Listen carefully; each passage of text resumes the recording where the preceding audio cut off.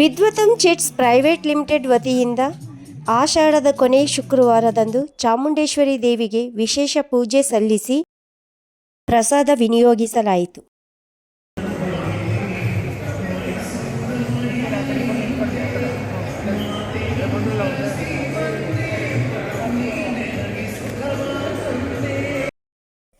ಪೂಜೆಯ ಹೊತ್ತಿಗೆ ಸರಿಯಾಗಿ ಜೋಡಿ ಬಸವ ಬಂದಿದ್ದು ವಿಶೇಷವಾಗಿತ್ತು. ವಿದ್ವತಂ ಚಿಟ್ಸ್ ಪ್ರೈವೇಟ್ ಲಿಮಿಟೆಡ್ ಸರ್ಕಾರದಿಂದ ನೋಂದಾಯಿಸಲ್ಪಟ್ಟ ಕ್ಯೂಟ್ ಸೇವಿಂಗ್ಸ್ ಬಿಗ್ ಸ್ಮೈಲ್. ನಿಮ್ಮ ಆರ್ಥಿಕ ಸ್ವಾತಂತ್ರ್ಯ ಚಿಟ್ಸ್ ಯೋಜನೆಗಳಲ್ಲಿ ಹೂಡಿಕೆ ಮಾಡಿ. ಚಿಟ್ ಯೋಜನೆಗಳ 5 ಲಕ್ಷದಿಂದ 50 ಲಕ್ಷದವರೆಗೆ ನಿಮ್ಮ ಭವಿಷ್ಯವನ್ನು ಕಾರ್ಯತಂತ್ರದ ಉಳಿತಾಯ ಯೋಜನೆಗಳೊಂದಿಗೆ ಸುರಕ್ಷಿತವಾಗಿರಿಸುತ್ತೇವೆ.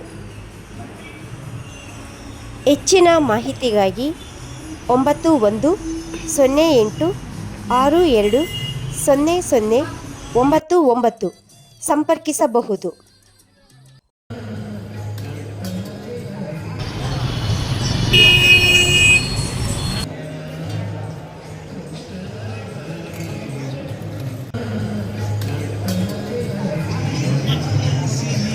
ಅಪೂರ್ವ, ರಂಜಿತಾ, ತನು, ಗೋವರ್ಧನ್, ಸುದೀಪ್ ಉಪಸ್ಥಿತರಿದ್ದರು.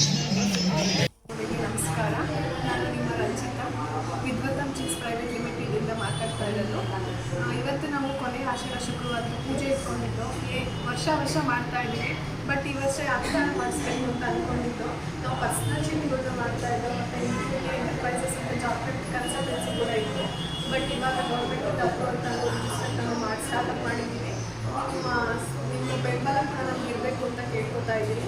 ಮತ್ತು ಗೌರ್ಮೆಂಟ್ ರಿಜಿಸ್ಟರ್ ಆದರೆ ಒಂದು ನಂಬಿಕೆ ಇರುತ್ತೆ ಪ್ರತಿಯೊಬ್ಬರು ಈ ಚಿಟ್ ಫಂಡಲ್ಲಿ.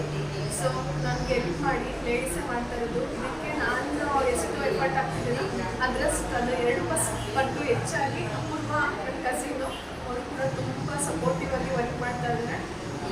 ಎಲ್ಲದಕ್ಕೂ ಕಾರಣ ಅವರೇ.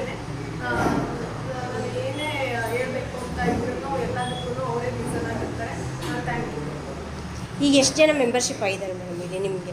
ಇದು ಎಷ್ಟು ವರ್ಷದಿಂದ ನೀವು ಸಂಸ್ಥೆನ ಸ್ಥಾಪನೆ ಮಾಡಿದ್ದೀರಾ? ನಾವು 10 ಇಯರ್ಸಿಂದ ಪರ್ಸ್ನಲ್ ಚೀಟಿಗಳನ್ನ ಮಾಡ್ತಾ ಇದ್ರು.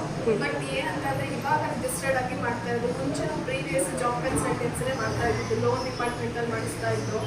ಮತ್ತು ಜಾಬ್ ಕನ್ಸಲ್ಟೆನ್ಸಿ ಅನ್ಎಂಪ್ಲಾಯೀಸ್ಗೆ ಜಾಬ್ನ ಕೊಡ್ತಾ ಇದ್ರು. ಆ ಥರದ್ದನ್ನು ಮಾಡಿಕೊಂಡಿದ್ದೆ. ಬಟ್ ಚಿಟ್ ಫಂಡ್ನ ಸ್ಟಾರ್ಟ್ ಮಾಡಿದ್ದೀವಿ.